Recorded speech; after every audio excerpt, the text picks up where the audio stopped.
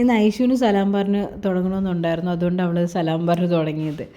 ഞാൻ കുറച്ച് ദിവസമായിട്ട് ഞാൻ വീഡിയോസ് അപ്ലോഡ് ചെയ്യുമ്പോഴൊക്കെ എൻ്റെ ഉമ്മച്ചി പറയും, നിനക്ക് നിനക്ക് ഈ ചിക്കൻ മട്ടൻ ഇറച്ചിയൊക്കെ നിനക്ക് മീൻ മുട്ടയൊക്കെ മാറ്റി പിടിക്കാനായില്ലേ? ഓരോരുത്തർ പുതിയ പുതിയ സാധനങ്ങളാണ് യൂട്യൂബിൽ അപ്ലോഡ് ചെയ്യുന്നത്, നീ പഴയ സാധനങ്ങൾ എന്നെ മാറ്റി മറിച്ച് തന്നെ ഇട്ടുകൊണ്ടിരിക്കല്ലേ എന്ന് എൻ്റെ ഉമ്മ എപ്പോഴും പറയും. സ്റ്റാർട്ടിങ് മുതലേ ഇത് തന്നെ പറയണേ. എനിക്ക് ഒന്നാമത്തെ കാര്യം ചെയ്യാനായിട്ട് എനിക്ക് അറിഞ്ഞൂടാ, ഈ പുഡിങ് ഡെസേർട്ടുള്ള അങ്ങനത്തെ സാധനങ്ങളൊന്നും ചെയ്യാൻ അറിഞ്ഞൂടാ. പിന്നെ ജ്യൂസ് ആക്കും, സംഭവം ഞാനിതാക്കുന്നതാണ്. അല്ലാണ്ട് എനിക്ക് ഇതിൻ്റെ പുറകെ പോകാനാണെങ്കിൽ ഒട്ടും സമയമില്ല. എങ്ങനെയെങ്കിലുമൊക്കെയാണ് ഞാൻ പിന്നെ സമയം കണ്ടെത്തി കുക്ക് ചെയ്യണം തന്നെ. അതിനിടയ്ക്കാണ് ഇനിയിപ്പോൾ സ്നാക്സും ഡ്രിങ്കും ഒക്കെ, വേറെ പണിയില്ലല്ലേ. എൻ്റെ ഉമ്മച്ചാണെങ്കിൽ ഇതിൻ്റെയൊക്കെ ആശാത്തിയാണ്, എല്ലാം ചെയ്യും. പുഡിങ്, പിന്നെ ഡെസേർട്ട്, പല ടൈപ്പ് ഓഫ് ഡ്രിങ്ക്സ് ഒക്കെ ചെയ്യും. നമുക്കതിനൊന്നും സമയമില്ല. ഐഷുവിന് കുറച്ച് ദിവസമായിട്ട് കൊണ്ടുപോകണമെന്ന് പറഞ്ഞുകൊണ്ടിരുന്നതുകൊണ്ട് ഞങ്ങളൊക്കെ ഒന്ന് പുറത്തോട്ട് ഇറങ്ങിയതാണ്. ഞാൻ കുറച്ച് സാധനങ്ങളൊക്കെ മേടിച്ച് പുറത്തുനിന്ന് തന്നെ നോമ്പ് കുറിച്ചിട്ട് വീട്ടിലോട്ട് വന്നു. ഉമ്മാൻ്റെ പരാതി അങ്ങ് തീർത്ത് കളയാമെന്ന് വിചാരിച്ചിട്ട് ഞാനൊരു കണ്ണൂർ കോക്ടെയിലാക്കാമെന്ന് വിചാരിച്ചു. ഒരു 2 ക്യാരറ്റ് പുഴുങ്ങിയതും, പിന്നെ ഒരു ഹാഫ് പപ്പായ, പിന്നെ ഒരു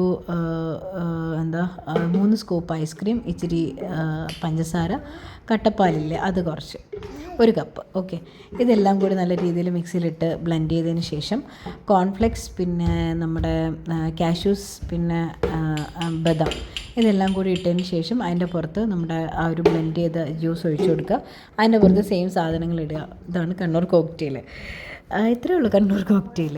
പിന്നെ ഞാൻ ആദ്യം എനിക്ക് മാതളം കിട്ടിയില്ല, അപ്പം കുറച്ച് അധികം ഗസ്റ്റ് വന്നായിരുന്നേ. അപ്പോൾ കുറച്ചധികമല്ല, 2-3 പേര്. എല്ലാവർക്കും കൂടി ഞാൻ പിന്നെ അനാറൊക്കെ ഇട്ടിട്ട്, പിന്നെ കാഷ്യൂസും എല്ലാം കൂടി കൂടുതലിട്ട്, ഞാൻ പിന്നെ കസ്കസ് അതെല്ലാം കൂടി നല്ല രീതിയിൽ ബ്ലെൻഡ് ചെയ്തിട്ട് ഞാൻ ഇതുപോലെ ഗ്ലാസ്സിലൊഴിച്ചു. നല്ല ഭംഗിയായിരുന്നു. കുറച്ച് നേരത്തെ കണ്ടതിനേക്കാൾ നല്ല ചന്തത്തിൽ കിട്ടി നമുക്ക്. പിന്നെ ഞാൻ ആക്കാൻ പോകുന്ന അവൽ മിൽക്കാണ്. ഒരു 5 പാളയൻകുടൻ പഴമില്ലേ, നല്ല രീതിയിൽ ഫോക്ക് വെച്ചിട്ട് ഉടച്ചെടുക്കുക, കട്ടയൊന്നും ഇല്ലാണ്ട് ഉടച്ചെടുക്കുക. ഇതിൽ നമുക്ക് ഒരു 3 ടേബിൾ സ്പൂൺ ഷുഗർ ആഡ് ചെയ്യണം. പിന്നെ ഇതിന് 1 കപ്പ് പാലുണ്ടല്ലോ, നല്ല തണുത്ത, എല്ലാം തണുത്തത് തന്നെ വേണം കേട്ടോ, എന്നാലേ അതിനൊരു ടേസ്റ്റ് ഉണ്ടാവുള്ളൂ. നല്ല രീതിയിൽ തണുത്ത പാലിൽ നമുക്ക് നേരത്തെ മിക്സ് ചെയ്ത ആ ഒരു മിക്സ് നമുക്ക് ഒഴിച്ചു കൊടുക്കണം. എന്നിട്ട് ഒരു സൈഡിലോട്ട് മാറ്റി വയ്ക്കുക. എന്നിട്ട് റോസ്റ്റഡ് അവലും വേണം, പിന്നെ അതുപോലെ തന്നെ റോസ്റ്റ് ചെയ്ത പീനട്ട്സും വേണം. അത് നമ്മുടെ ഒരു ഗ്ലാസ്സിൽ ഈ റോസ്റ്റ് ചെയ്ത അവലും പീനട്ട്സ് ഇട്ട് കൊടുത്തതിന് ശേഷം നമ്മൾ ബ്ലെൻഡ് ചെയ്ത് വെച്ച ആ ഒരു മിക്സ് ഇതിലോട്ട് ഒഴിച്ചു കൊടുക്കുക. പാലും പഴവും ഒക്കെ നമ്മൾ ബ്ലെൻഡ് ചെയ്ത് വെച്ചല്ലോ, അത് നമ്മൾ ഇതിലോട്ട് ഒഴിച്ചു കൊടുക്കുക. എന്നിട്ട് വീണ്ടും അതിൻ്റെ പുറത്തോട്ട് റോസ്റ്റ് ചെയ്ത അവലും പിന്നെ പീനട്ട്സും ഇട്ട് കൊടുക്കുക. അവൽ മിൽക്ക് റെഡിയായി. ഇത്രയേ ഉള്ളൂ. നല്ല ടേസ്റ്റാണ് കേട്ടോ. എല്ലാവർക്കും അറിയാമായിരിക്കുമല്ലോ. പിന്നെ നിങ്ങൾക്ക് ഇഷ്ടമാണെങ്കിൽ ഇതിൻ്റെ പുറത്ത് പല സാധനങ്ങളും ആഡ് ചെയ്യുന്നത് കണ്ടിട്ടുണ്ട് ഞാൻ പേഴ്സണലി. ഞാൻ വേറെ ഒന്നും അവൽ മിൽക്കിനകത്ത് ആഡ് ചെയ്ത് എൻ്റെ ഈ ലൈറ്റൊക്കെ തിരിഞ്ഞു മറിഞ്ഞൊക്കെ പോയി. അതിൽ എൻ്റെ ലൈറ്റ് ഓൾറെഡി ഒരു സൈഡ് ചെരിഞ്ഞാണൊക്കെ ഇരിക്കണേ.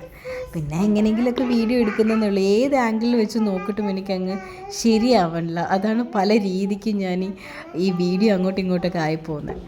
അപ്പോൾ അത്രയേ ഉള്ളൂ. ട്രൈ ചെയ്ത് നോക്കണേ. അസ്സലാമു അലൈക്കും.